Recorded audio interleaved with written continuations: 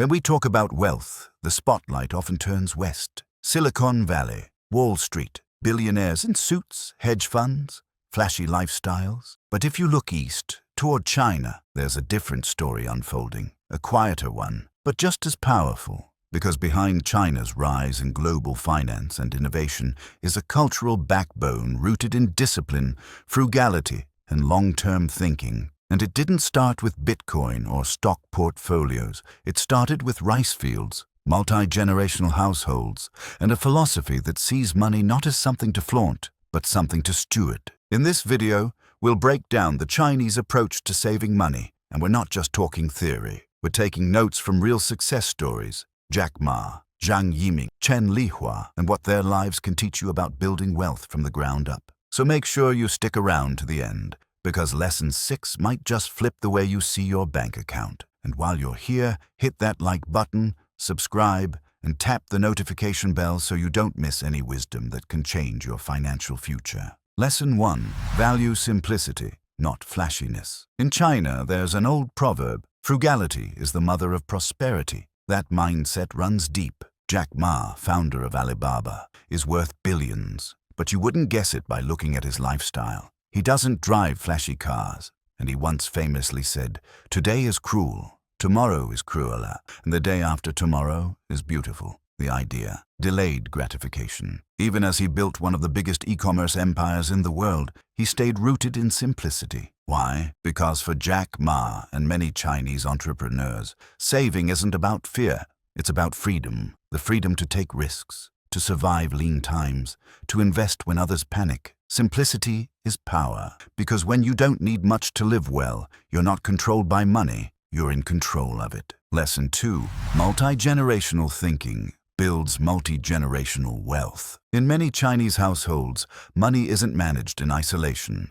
It's managed with legacy in mind. Zhang Yiming, the mind behind TikTok and ByteDance, didn't just grow up in a tech-savvy world. He was raised with the cultural value of thinking beyond yourself. He once credited his early curiosity and problem-solving mindset to a family culture of learning and long-term planning. This is a key part of Chinese financial behavior. Every dollar saved today is seen as a seed for tomorrow, not just for your own future, but for your children's and their children's. Grandparents contribute to college funds. Parents live modestly so their kids can own homes. It's a chain of intentional sacrifice and support. Western culture often glamorizes independence, but in Chinese culture, interdependence is a strength, and when generations align financially, wealth has a solid foundation. Lesson 3. Invest in assets that hold real value. Chen Lihua didn't build her empire by chasing trends. She built it through real estate, through brick,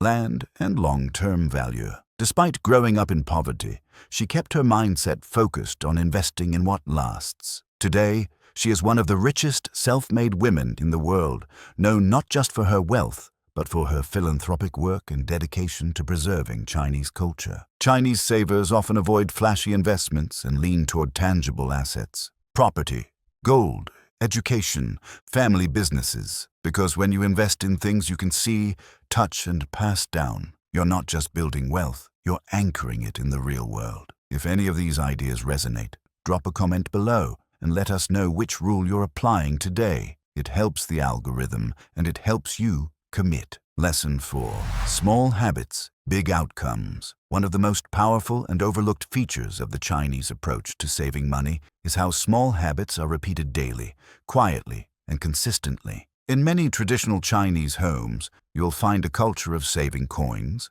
reusing items, reducing waste, and avoiding impulse purchases, not because they're poor, but because they understand a core principle. Dripping water wears through stone. This mindset isn't just philosophical, it's practical. Take Zhang Yiming, for example. Long before founding TikTok, he was known for being methodical in both coding and lifestyle. Colleagues have said he kept expenses low, even after ByteDance took off, often eating simple meals and focusing heavily on product, not perks. Here's the real lesson. Most people overestimate what they can do with one big move and underestimate what they can do with 1% daily effort. Skip the luxury coffee. Pack lunch 3 times a week. Save 10% of every gig. Do that for a decade and you'll be shocked at the results. Set up an automatic savings rule that rounds up your purchases and puts the spare change aside. It's silent, it's simple, and it works. Lesson 5. Embrace scarcity as a strength. For many Chinese families, especially those who grew up in the shadow of war, famine, or the Cultural Revolution, scarcity wasn't just a reality, it was a teacher. Where others saw lack, they learned resilience, frugality, creativity. And this mindset still shapes how wealth is approached today. Take Chen Lihua, born in 1941, into a poor Manchu family in Beijing. She didn't have the privileges of elite education or connections, but what she did have was resourcefulness. She started by repairing furniture and eventually moved into real estate. Her ability to spot value in overlooked places helped her build Fuhua Group and her fortune. What's the takeaway? Scarcity can teach you to stretch every yuan or dollar. See opportunity where others see waste, and build wealth by controlling costs before chasing income. In Western culture, scarcity is often feared, associated with suffering or failure. But in Chinese culture, it's seen as a catalyst, a test of character, a foundation for discipline. Want to apply this? For 1 month, track every unnecessary expense, not to feel bad, but to get honest. Ask, what would I do if my income dropped by 30%? That answer is where resilience begins. Lesson 6. Save first, then budget what's left. In many Western households, the default pattern is to earn, spend, and save whatever's left. However, in Chinese households, it's often flipped. Earn, save first, then spend what's left. Although it may sound simple, but this one shift completely rewires your financial destiny. There's a strong cultural emphasis in China on paying yourself first, not as an afterthought, but as a ritual. Whether it's tucking cash into envelopes, using separate bank accounts for savings, or setting rigid transfer rules, the practice is the same. Treat your future as a priority, not a leftover. Even Jack Ma echoed this sentiment when speaking to students. Don't worry about money. Be frugal. Learn first. Save a little. Start small. It's not about getting rich fast. It's about being intentional with what you already have. Now, set up an auto transfer for every payday, even if it's just $25.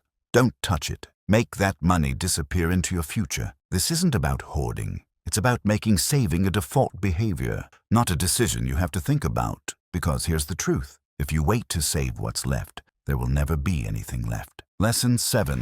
Avoid flash. Focus on function. If there's one trait that defines many successful Chinese entrepreneurs, it's understated wealth. They don't show off, they show up. Unlike the flashy success often celebrated in other parts of the world, the Chinese financial mindset leans heavily toward function over flex. If something doesn't serve a purpose or build long-term value, it's often seen as wasteful. Take Zhang Yiming, founder of ByteDance. Even after launching TikTok into a global phenomenon, he maintained a low profile, avoided the spotlight, and rarely made personal luxury purchases. His focus? Building, not bowling. Or look at Jack Ma, who famously wore simple jackets and sneakers even at billion-dollar meetings. When asked why he didn't flaunt his wealth, he said, "Customers first, employees second, shareholders third." Translation: purpose over pride. In Chinese culture, excessive luxury often signals insecurity, not success. True wealth, it's quiet,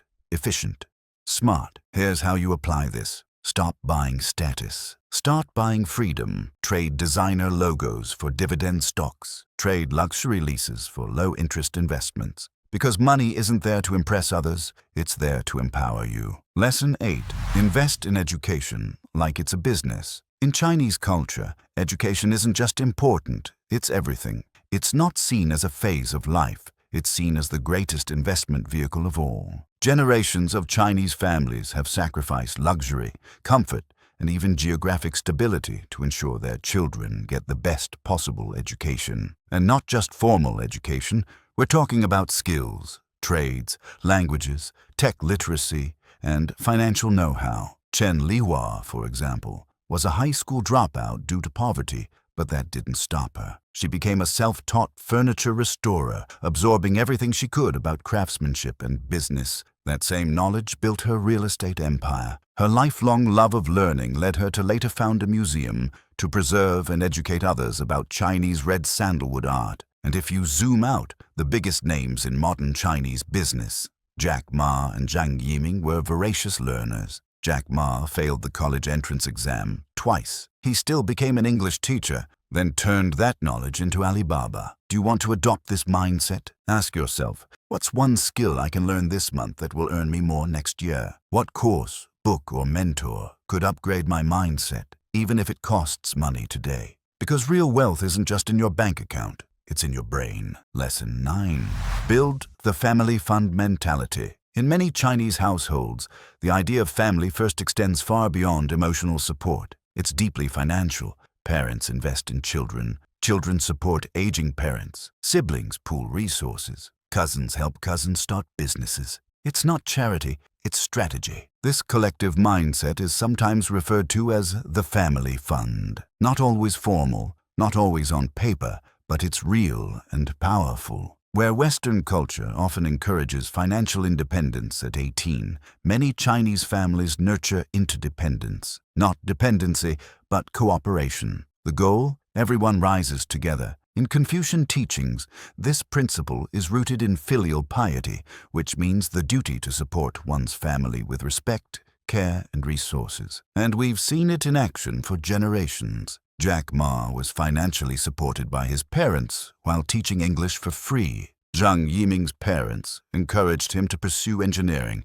a decision that paid off in billions. Even Chen Lihua's empire was built with family cooperation. Her husband later joined the business, and her children helped run the museum foundation. Want to start small? Create a family uplift fund. It could be $20 a month. Use it for helping a sibling start a side hustle, paying for a niece's coding course, supporting a parent's medical needs. It's not about being the family ATM. It's about creating financial resilience as a team, because when one of you rises, you all do. Lesson 10. Let long-term vision guide short-term moves. In Chinese philosophy, time isn't just linear, it's cyclical. Success isn't measured in quarters, it's measured in decades, sometimes generations. That's why many of China's most successful entrepreneurs are obsessed with long-term thinking. Jack Ma famously told employees during Alibaba's early days, "We're not building a company for the next year. We're building it for 102 years, so we span 3 centuries." Let that sink in. While most startups talk about exits, IPOs, or 5-year plans, Alibaba was thinking about a century-long legacy. This kind of thinking shapes how money is saved, invested, and spent. For example, instead of flipping real estate, Chen Lihua built a portfolio of assets tied to long-term urban development. Instead of chasing social media fame, Zhang Yiming quietly built TikTok's algorithm for years before it exploded globally. So, how do you apply this? Use this mental filter for every financial decision. Will this matter 5 years from now? If yes, double down. If not, reconsider. Buy less. Build more. Think like a farmer, not a gambler. Plant seeds now that your future self or your children will one day harvest. Because the Chinese approach to wealth isn't about fast wins, it's about slow power, quiet strength, compounded vision. Lesson 11. Build a good relationship with everyone. This old Chinese proverb packs centuries of entrepreneurial wisdom into one sentence. In Chinese business culture, relationships matter as much as, if not more than, products. A warm smile, a respectful tone, and a genuine connection, these are business currencies. And behind them lies the deeper value, trust. Whether you're selling noodles in a market or running a tech empire, the principle is the same. People don't just buy what you offer, they buy how you make them feel. In Confucian thought, harmony and he is central. Harmony between seller and buyer, between community and business. A smile represents that harmony, a sign that you're not just chasing profit, but building rapport. It's why Jack Ma, even in billion-dollar negotiations, remained disarmingly friendly. Why Chen Lihua, despite being a real estate tycoon, is known for her humility. Practical lesson. In your career or side hustle, focus on customer experience as much as technical excellence. Smile, listen, deliver value. People remember how you treated them more than what you sold. Because in the Chinese mindset, wealth built on warmth lasts longer than wealth built on ego. Lesson 12. Knowledge is the greatest currency. In the Chinese worldview, wealth is often seen not as what you have, but what you know. This isn't just philosophy, it's generational strategy. When Chinese families immigrated to countries with little to their name, their first investment wasn't real estate or gold, it was education. That's why many Chinese parents save aggressively for their children's schooling, why library cards are treated like gold, why entire families will sacrifice short-term comfort for one child to earn a degree, knowing it can elevate the whole household. According to a World Bank report, countries that prioritize education tend to see stronger long-term economic growth, and China is a leading example of that. And the billionaires follow the same path. Jack Ma failed his university entrance exam twice but never stopped reading or improving his English. Zhang Yiming studied software engineering and built TikTok's algorithm with a deep understanding of content consumption. Chen Lihua never had formal education early on, but constantly studied real estate trends and became one of China's richest women. Lesson: don't just chase income, chase insight. Every book you read, every new skill you learn, every lesson you apply compounds like financial interest. Because in the Chinese mindset, the wisest investor is always a student first. Rule 13. Wealth isn't a number, it's a philosophy. From the bustling streets of Hangzhou to the boardrooms of global tech empires, the Chinese mindset around money remains anchored in timeless wisdom, slow growth, smart decisions, and strategic discipline. It's not about chasing status, it's about cultivating stability. It's not about flashing wealth, it's about passing it on. It's not even about saving for saving's sake. It's about knowing exactly what and why you're building. The lives of Jack Ma, Zhang Yiming, and Chen Lihua show us that generational wealth isn't born from privilege. It's built from vision, values, and habits repeated over time. So ask yourself, what does money mean to you? What habits are you passing down? And what kind of future are you quietly preparing for? When you start to think in decades, not days, you stop chasing trends and start building a legacy. Now that you've heard the rules, what will you do with them? Don't let this just be another interesting video. Let it be a turning point. Pick just one rule and apply it this week. Start that savings goal. Cancel that impulse purchase. Read that book. Have that money conversation with your kids. Then come back and tell us how it went. And if this message spoke to you, do your future self a favor. Ensure to like this video, comment your favorite takeaway, and subscribe and turn on the notification bell so you never miss a lesson that could shift your path. Because money is a tool, but mindset is the blueprint. You're not just saving, you're shaping your future. And hey, don't keep this to yourself. Send it to someone you care about. Let's build smarter together.